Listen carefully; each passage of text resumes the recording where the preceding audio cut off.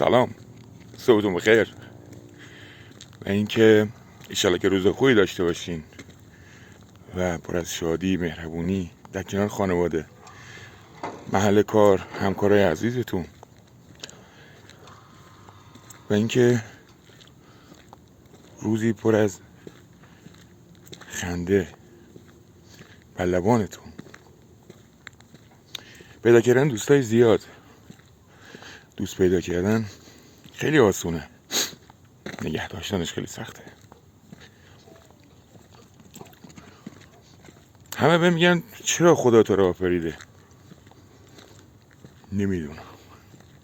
خدا وقتی منو آفرید یه نیم ساعتی خودش میخندید که چرا منو آفریده.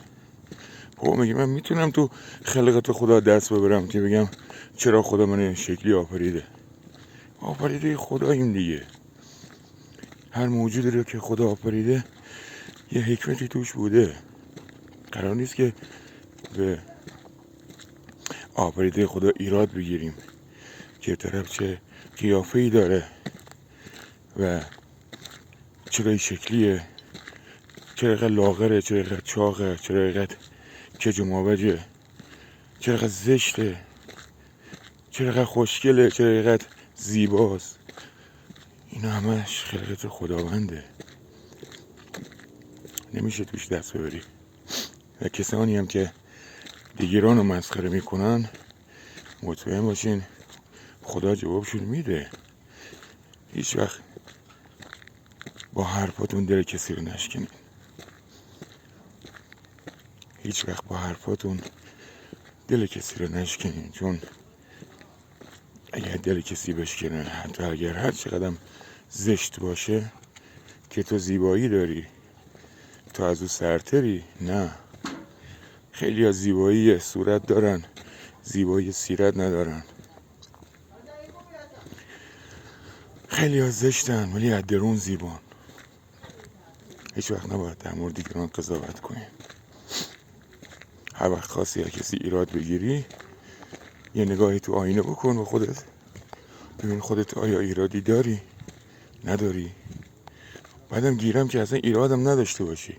حق نداری در مورد دیگران قضاوت کنی. حق نداری از قیافشون، از هیکلشون، از صورتشون، از زشتیشون، از عیبهاشون. حق نداری کوچکترین حرفی بزنی که دلشون بشکنه، که من فلانم، فلانی زشته، من زیبام، در زیبایی من هیچ شکی نیست. بله، در زیبایی هر موجودی که خدا آفریده شکی نیست، ولی قرار نیست که زیباییمون رو تو سر دیگران بزنیم و بخوایم از زیباییمون سوء استفاده کنیم. خداوند متعال هممون به راه راست هدایت کنه و به اونایی هم که مثل من زشتن